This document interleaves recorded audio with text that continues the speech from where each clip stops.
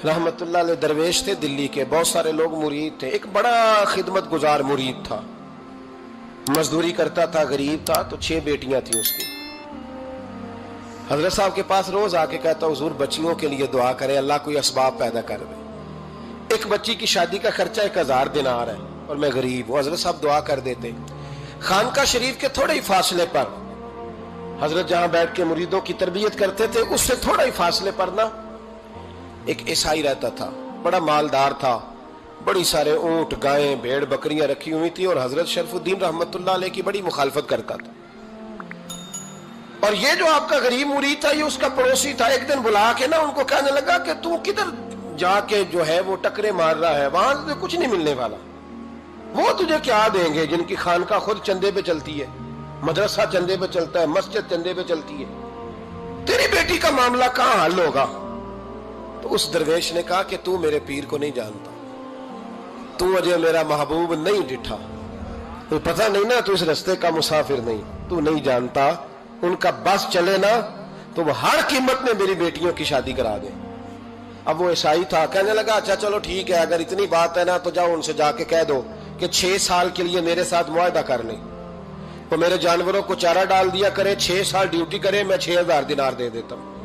वो मेरे साथ 6 साल मेरे जानवरों को चारा डाले, रखते हैं ना आप चारा डालने के लिए एडवांस पैसे दे के। अब तो लोग उन्हें भी गुलाम ही बना लेते हैं, बड़ी थोड़ी तनख्वाह देते हैं, जुल्म करते हैं, पूरा मुआवजा नहीं देते। हजरत शेख शरफुद्दीन के बारे में वो कहने लगा, जब अपने पीर से जाके कह के मेरे जानवरों को 6 साल चारा डाले, मैं 6000 दे देता हूं, तू जो कहता है हर कीमत पे जाने को तैयार है। उसने जब ये बात की तो मुरीद ने नाराज हो गया, वो लड़ाई हो गई, गिरबान पकड़ लिया, झगड़ा हुआ, बात बड़ी दूर गई। इस तरह की बात करता मेरे हजरत के बारे में, तेरे जैसे कई मैं वहां काम पे रखा दूं। जब वो बड़ी बहस हुई, बात मोहल्ले में, इलाके में फैल गई, दुनिया ने सुन ली, तो शेख शरफुद्दीन तक भी पहुंच गई। इस तरह झगड़ा हुआ है। लोग सो गए इशा की नमाज के बाद। हजरत साहब ने ना सर पे कपड़ा लिया, उस ईसाई के दरवाजे पे दस्तक दी। वो बाहर आया, फरमाने लगे लोग तो सोच समझ के मुलाजम रखते हैं, तूने भी तो सोच ही लिया होगा, तभी तो मुझे ऑफर की है। तू अपनी ऑफर पे कायम है? वाकई मुझे रख लेगा और 6000 दिनार दे देगा? कहने लगा जा बाबा काम कर अपना। फरमाया नहीं, तूने इतने लोगों में बात की, इतनी बहस हुई, तो कायम है? कहने लगा मैं तो कायम हूं, पर आपने नहीं कायम रहना। फरमाया मैं सोच समझ के आया हूं। उसने कहा आप ड्यूटी करेंगे, भैंसों को चारा डालेंगे? फरमाया एक शर्त, बस जब अजान हो जाए ना तो मुझे रब की नमाज पढ़ने की इजाजत दे देना, बाकी सुबह शाम जो तू कहेगा। अगर उस गरीब की बेटियां ब्याही जाए तो मुझे और क्या चाहिए? उसकी 6 बेटियों का बोझ है उसके सर पे, तू मुझे रख ले। अल्लाह अकबर।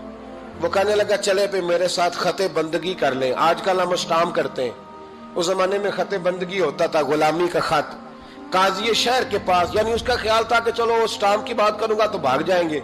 फरमाया चल मैं तैयार हूं। काजी तक गए, तय हो गया, 6000 दिनार दे दिए।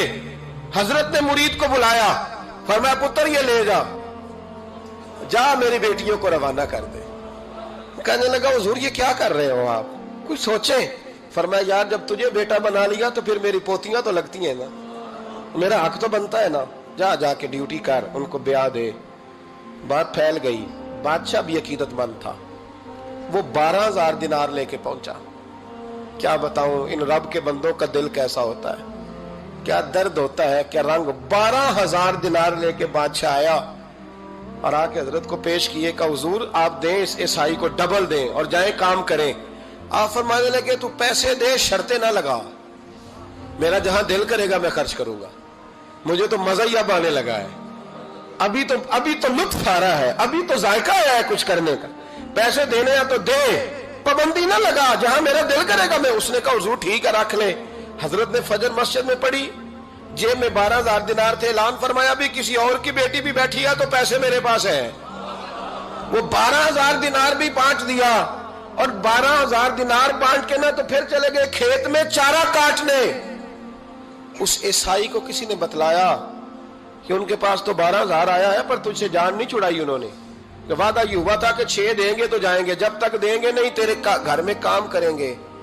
वो ना चारा काट रहे थे, हजरत साहब तो वहां पहुंच गया, दूर जाके खड़ा हो गया, कहने लगा बाबा پہلے تو میں نے مسلمانوں کے اخلاق سنے تھے، اب تو میں نے دیکھ بھی لیے، پر یہ بتا جب 12,000 آیا تھا جان کیوں نہیں چھڑائی؟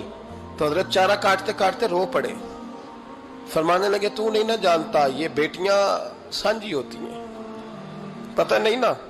میرے رسول پاک نے تو حاتم تائی کی بیٹی کے سر پہ کپڑا رکھ کے کہا تھا بیٹیاں برابر ہوتی ہیں، تو یہ نہیں پتا جب اس کی 6 بیٹیوں کی شادی ہوئی ہے میرے اندر روحانیت کتنی بڑی ہے۔ فرمایا پھر 12,000 آیا ہے تو 2-4 بچیاں پھر گئی ہیں، تو یہ نہیں پتا میں اندر سے راضی کتنا ہوں، میں تیری نوکری کرتا رہوں گا، پتہ نہیں اللہ کتنی بیٹیوں کو بیاہ دے گا۔ اتنا رویا وہ عیسائی کے پیروں میں بیٹھ گیا، کہنے لگا بابا میں نے تیری مخالفت کی ہے پر تیرے قریب آ کے پتہ چلا ہے کہ تو بہت اونچے اخلاق کا مالک ہے، اور اگر تیرا یہ مقام ہے تو تجھے اخلاق سکھانے والے محمد عربی کی شان کتنی ہوگی۔ ظالم کی بولیے جاتے نہیں لوگ جھوٹے گواہ بن کے، وکیل صاحب کو نہیں پتا ہوتا کہ یہ بندہ مجرم ہے جو میرے پاس آیا، کیا مجرموں کے وکیل نہیں ہوتے؟ بولے تو اس کو پتہ نہیں ہوتا وکیل صاحب کو کہ یہ صاحب مجرم ہے، میرے پاس مقدمہ لے کے آئے، اور اگر بے ادبی نہ ہو جائے تو میرا خیال ہے قاضی عدالت کو بھی پتا ہوتا ہے کہ مجرم کون ہے اور مظلوم۔ میرے نبی پاک صلی اللہ علیہ وسلم نے اس قدر زیادہ سختی فرمائی اس مسئلے میں، فرمایا جس کو پتا تھا کہ فلاں آدمی ظالم ہے، ظلم کر رہا، پھر وہ ظالم کا گواہ بنا یا اس نے ظالم کی مدد کی، کتنی کی؟ شارحین لکھتے ہیں چاہے اس نے ایک جملہ بول کے کی، چاہے ایک، سارے بولیے، چاہے ایک غریب کو اس نے ظلم کیا تو کہتے ہیں لاج یہ سی، چاہے ایک جملہ بول کے کی، شارحین اس حدیث کی شرح میں لکھتے ہیں ایک جملہ بول کے چاہے مدد کی، جس بندے نے کسی ظالم کی مدد کی کسی مقدمے میں یا کسی صورت میں اور اسے پتا تھا یہ ظالم ہے، میرے نبی پاک صلی اللہ تعالیٰ علیہ وسلم فرماتے ہیں اگر اس نے مدد کی، ابھی ظالم کی بات نہیں ہو رہی، ظالم کے مددگار کی بات ہو رہی، اگر کسی نے ظالم کی مدد کی تو حضور فرماتے ہیں خدا بھی اس سے بری و ذمہ ہے، رسول بھی اس سے بری و ذمہ ہے۔ سنبھال کے رکھے اپنی نمازیں، قربانیاں، حج، زکوٰۃ سنبھال کے رکھے۔ اگر ظالموں کا مددگار ہے، الیکشن آ لینے دے، آپ کو نظر آ جائے گا کون کون ظالموں کا مددگار ہے، نظر آ جائے گا۔ اپنی جیب سے لوگ پیسے دے کے ظالموں کی مدد کریں گے، ان کے فلیکس چھپوائیں گے، بورڈ لگوائیں گے، جیبوں سے پیسے دے کے۔ ہم نے خود آگ لگائی ہے چمن میں اپنے، بے سبب گردشی ایام کو الزام نہ دو، ہم نے خود نور کا ظلمت سے کیا ہے سودا، کر کے توہین سحر شام کو الزام نہ دو۔ ظالموں کے مددگار میدان میں آ گئے، یہ چھوٹا لفظ نہیں، میرے حبیب پاک صلی اللہ علیہ وسلم نے فرمایا جو ظالم کا مددگار ہے سن لے جو سجن کے ساتھ کچہری جاتا ہے، وہ یاد رکھے جو دوست کا گواہ بنتا ہے، وہ یاد رکھے جو کہتا ہے میں مانگی گیا تھا، مجھے بلایا گیا تھا قبضہ چھڑانے کے لیے کسی غریب بیوہ کی جائیداد پہ، کب وہ سن لے تو مدد کر کے نہیں آیا، تو خدا کے ذمے سے نکل گیا ہے۔ رسول پاک نے فرمایا تیرا میرا تعلق ختم ہو گیا، تو ظالم کا مددگار ہو گیا، پھر تو کہتا میں بے چین ہوں، میں بے قرار ہوں، میں آزمائش کا شکار ہوں، پلٹ کے دیکھ تو صحیح تیرا گناہ کتنا بڑا ہے۔ میرے نبی پاک صلی اللہ علیہ وسلم کا ایک اور فرمان سن لیں، ابن ماجہ ابو داؤد میں موجود ہے، اس حدیث کو آپ نے یاد کر لینا ہے، کر لیں گے انشاءاللہ، سارے کہیے انشاءاللہ کر لیں گے یاد۔ حضور صلی اللہ علیہ وسلم نے فرمایا اگر تو ظالم کی مدد کرے گا نا، یہ لفظ دل کی تختی پہ لکھ لینا، یہ مکافات عمل ہے، مکافات عمل دنیا، ادھر کرو گے تو ادھر بھرو گے۔ فرمایا اگر تو کسی ظالم کی مدد کرے گا، سن لے حضور کا فرمان ہے، اگر تو ابن ماجہ ابو داؤد سیاہ میں موجود ہے، فرمایا اگر تو کسی ظالم کی مدد کرے گا تو رب تعالیٰ مرنے سے پہلے پہلے تیرے اوپر بھی ظالم کو مسلط کر دے گا، تیرے اوپر بھی ایک دفعہ ظلم ضرور ہوگا اگر تو ظالم کی، وہ کسی صورت میں بھی ہو سکتا ہے، کسی صورت میں بھی تیرا بیٹا ہی اٹھ کے ظلم کر دے گا، تو الجھ جائے گا، کسی نہ کسی جگہ تیرے لیے تباہی کا سامان ہوگا، تیرے اوپر ظلم ہوگا، اس لیے کہ تو ظالموں کا مددگار ہے۔ چاہیے یہ تھا کہ تو مظلوم کی مدد کرتا، انسانی ایمانی یقین کا فریضہ سر انجام دیتا، تو ظالموں کا مددگار ہو گیا۔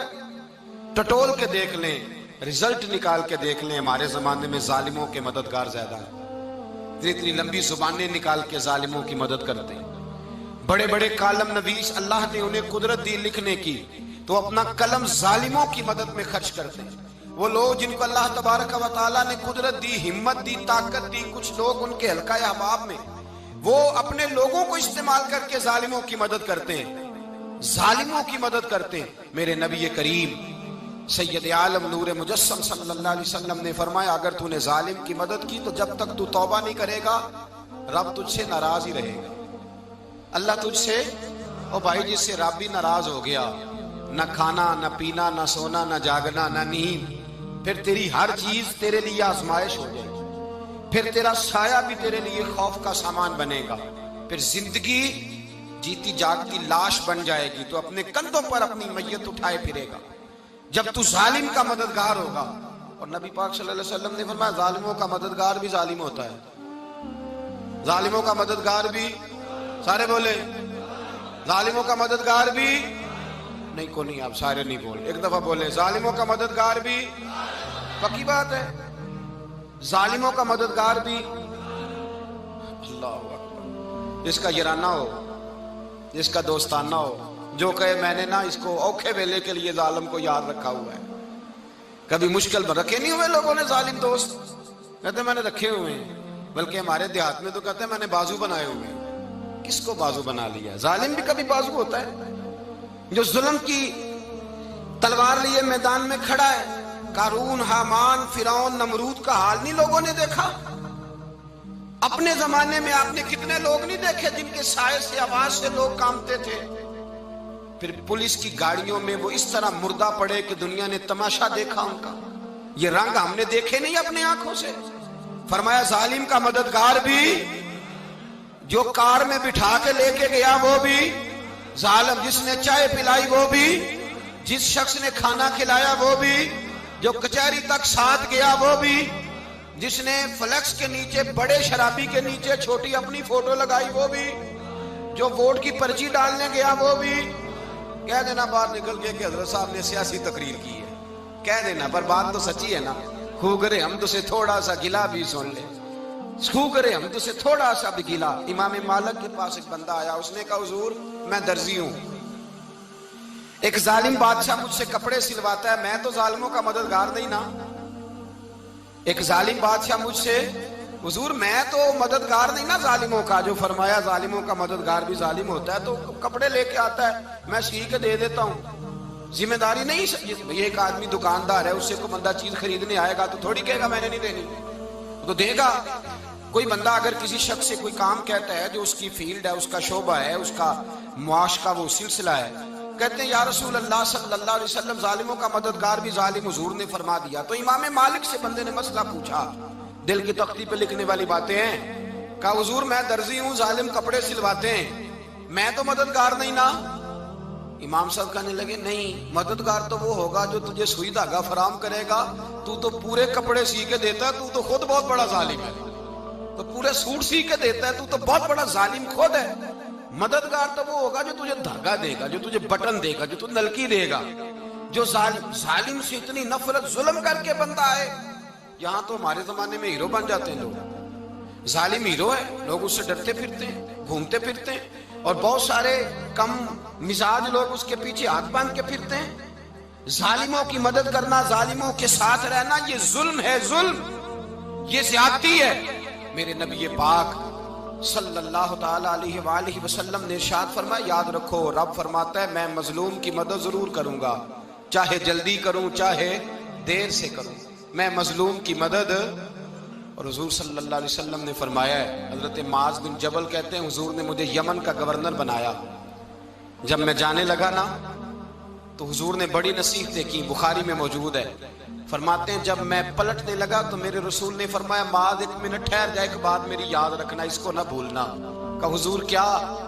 فرمایا دیکھنا کسی پہ ظلم نہ کر بیٹھنا، کہیں تجھ سے زیادتی نہ ہو جائے۔ محبوبہ پھر حضور نے فرمایا سن میرے معاذ، میں تجھے گورنر بنا رہا ہوں، زیادتی نہ کر بیٹھنا۔ یا رسول اللہ صلی اللہ علیہ وسلم کیا ہوتا ہے؟ تو میرے کریم نے فرمایا جب مظلوم دعا کے لیے ہاتھ اٹھاتا ہے تو عرش کا مالک کہتا ہے فرشتوں پیچھے ہٹ جاؤ، عرش کا مالک کہتا ہے فرشتوں پیچھے ہٹ جاؤ۔ ਪਹਿਲਾਂ ਰੱਬ ਨੂੰ ਯਾਰ ਦਾ ਸ਼ੌਕ ਹੋਇਆ,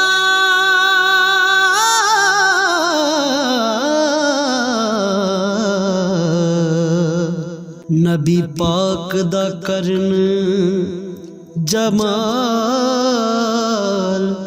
ਮਾਏ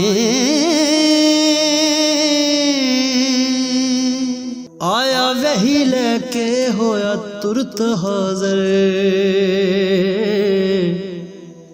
ਤੇ ਲਿਆ ਯਾਰ ਨੇ ਯਾਰ ਨੂੰ ਫਾਲ